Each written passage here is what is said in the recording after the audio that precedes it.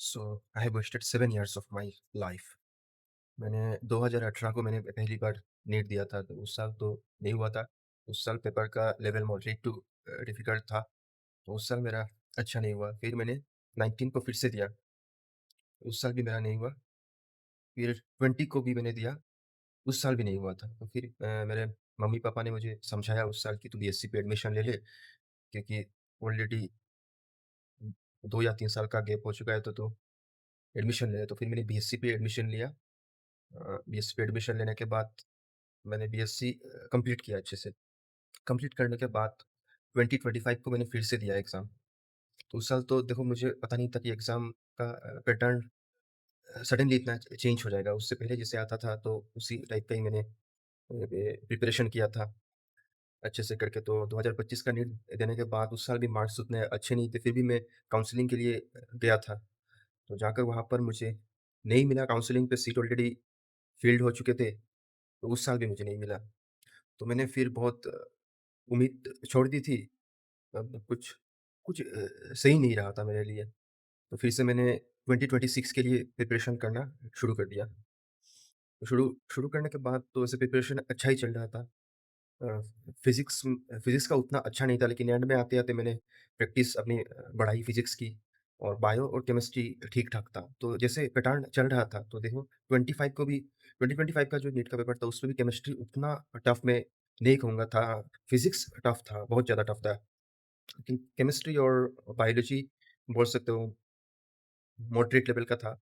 तो उसी हिसाब से प्रिपरेशन करके गया। तो इस साल का 26 का जो पहला वाला पेपर था, वो तो काफ़ी अच्छा गया था। वो देख के मैं खुश भी हो गया था। तो इस साल ऐसा था कि नहीं, सीट मिल जाएगा, कुछ ना कुछ तो मिल जाएगा। चाहे कुछ ना मिले, बीटीएस, बैंम्स, कुछ जो मिलेगा मेरे ले लूँगा। देखो एक ड्रीम होता है, मुझे मालूम है आप सोच रहे हैं कि मैंने बीएससी कंप्लीट कर ली फिर भी। तो आप लोगों में से भी बहुत होंगे जिन्होंने बीएससी या फिर नर्सिंग कुछ कोर्स आपने करके रखा होगा, लेकिन आपका ड्रीम था मेडिकल पे एडमिशन लेना। तो वैसे फिर खबर आया कि नीट का पेपर लीक हो गया, जो कि नहीं होना चाहिए यार। उसके बाद तो देखो पेपर लीक हुआ तो सबके लिए हुआ, मेरे अकेले के लिए थोड़ी ना हुआ। तो फिर मैंने हिम्मत जुटाई, फिर से रीनीट का पेपर हुआ तो वो भी मैंने अटेंड किया। 21 जून को था, जैसे आप सबको पता है। तो वो एग्ज़ाम देने के बाद ऐसा हुआ कि पेपर तो देखो वहाँ पर भी टाइम 3 आवर एंड 15 मिनट ऐसा था, लेकिन देखो फिर भी 3 घंटा ही मान के चलो, क्योंकि 15 मिनट तो आपके वो फॉर्म फिलअप, उसके वो जो आपका नाम को लिखना, फिंगरप्रिंट, थंब इम्प्रेशन देना, उस सब में ही चला जाता है। तो क्या हुआ, देखो मैंने बायो से शुरुआत किया।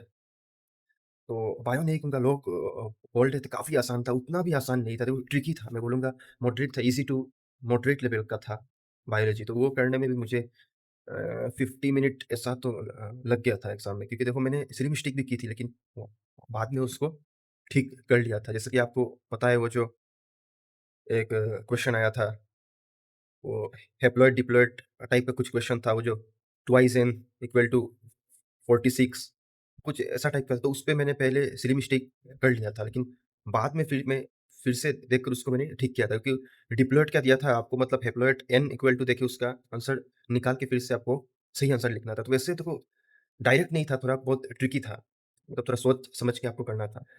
तो बायो तो अच्छा गया, फिर मैंने सोचा केमिस्ट्री पे आऊँ, फिर मैं केमिस्ट्री पे आया। केमिस्ट्री के आने के बाद देखो इनऑर्गेनिक ठीक-ठाक था, मैंने कर लिया, फिर ऑर्गेनिक पे गया। तो जब ऑर्गेनिक पे गया तो देखो पिछला साल का जो था या फिर पहला अटेम्प्ट का जो एग्ज़ाम था, उसपे तो ईज़िली आ रहा था, उसमें सिर्फ़ आपका सिर्फ़ देखना था और जो आंसर था एक ही लाइन पे आपका आंसर आ गया था। ऐसा ही था, देखो बस टिक मारो। इस पे आपको क्या था, अ, चाहे आप आइसोमेरिज़्म चैप्टर को ले लो या फिर दूसरा जो भी था ऑर्गेनिक का, उसको आपको करना था, मतलब रफ पेज में आपको रिएक्शन को लिख के आंसर निकाल के कौन-सा हो रहा था, कौन-सा सही है या फिर कौन-सा गलत है, वो आपको निकाल के फिर से देख के आपको आंसर को टिक करना था। तो काफ़ी टाइम कंज्यूमिंग था। उसके बाद जब फिज़िकल केमिस्ट्री में आया, तब तो भाई मैं पूरा, मतलब उस समय देख के, क्योंकि केमिस्ट्री टफ था, फिज़िकल केमिस्ट्री मैंने आंसर किए, लेकिन बहुत सारा सिली मिस्टेक हो गया। केमिकल काइनेटिक्स का एक आया था क्वेश्चन, उसपे भी मेरा मिस्टेक हुआ। तो बहुत सारा सिली मिस्टेक हो गया था। तो और बाद में फिज़िक्स में आते-आते टाइम बहुत कम बचा था, आधा घंटा ऐसा। तो फिज़िक्स का भी बहुत बुरा गया मेरा पेपर। फिज़िक्स का तो पूछो ही मत, मैं कर ही नहीं पाया। 4 या 5 किए, उसके बाद तो अटेम्प्ट ही नहीं कर पाया। केमिस्ट्री और बायो का तो इस साल भी 400 प्लस ऐसा ही, मतलब 400 प्लस जैसे आ रहे हैं, तो उससे तो नहीं मिलना है। तो सोच रहा हूँ मैं क्या करूँ? देखो लोग बोलते हैं सर, तो सुसाइडल थॉट्स ये सब आ जाते हैं, बोलते हैं ये जो नीट का ड्रॉप है ना, ये आपको मेंटल हेल्थ इश्यूज़, उसके बाद आपको नेगेटिविटी ये सब मतलब थॉट्स आपके आते रहते हैं। मुझे पता है आप लोगों को पता होगा कि लोनलीनेस, अकेलापन, लोग बोलते हैं ना सब कुछ मतलब सोशल लाइफ़ को पूरा अलग कर दो।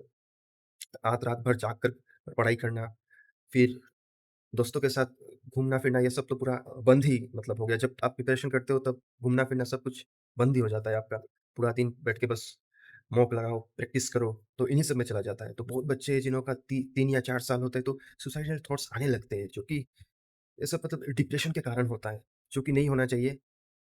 तो इसीलिए तो देखा ना आपने पेपर लीक के बाद सुसाइड मतलब काफ़ी स्टेट्स में कि सु सुसाइड कर लिया स्टूडेंट ने, उसका 3 या 4 अटेम्प्ट था। तो ये नहीं करना चाहिए जो कि गलत है। देखो मैंने 7 साल दे दिए फिर भी बोल्ड आउट। देखो आपकी मम्मी-पापा के बारे में सोचो, जो आपके ऊपर इतना ट्रस्ट करते हैं।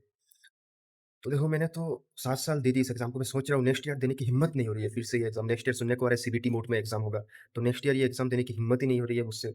और मैंने बीएससी कंप्लीट कर लिया, मैं सोच रहा हूँ इस साल बीएड पे एडमिशन ले लूँ और साथ में सोचूँगा ये एग्ज़ाम दोबारा दूँ या नहीं, क्योंकि मैंने केमिस्ट्री, ज़ूलॉजी ये लेके ही मैंने बीएससी किया था अपना।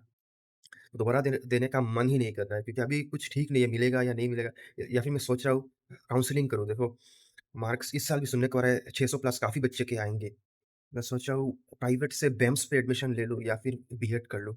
मैं डिसाइड नहीं कर पा रहा अभी तक, मतलब सोचूँगा और आप सबको बताऊँगा मैंने क्या सोचा है। आप सब लोगों का कैसा चल रहा है?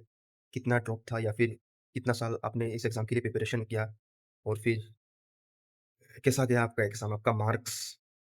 उसके बाद आप कौन से स्टेज पे हो आप बता सकते हो? मैं देखूँगा कमेंट सेक्शन में। तो वीडियोज़ बना रहा हूँ देखो, क्योंकि बहुत ही मैंने वीडियोज़ बनाना चालू कर दिया है। मैं यूट्यूब पे वीडियोज़ बना रहा हूँ ताकि मतलब ये जो डिप्रेशन, मेंटल हेल्थ इश्यूज़ इन सब से बाहर निकलूँ।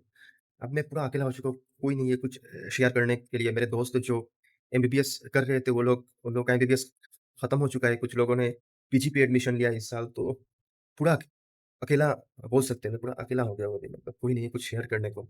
सो आप लोग भी अपना एक्सपीरियंस शेयर कर सकते हैं। कमेंट सेक्शन में बताइए आपको कितना मार्क्स मिला या फिर कौन से स्टेट से है और क्या आपके इस साल सिलेक्शन के चांसेस कितने हैं? So thank you.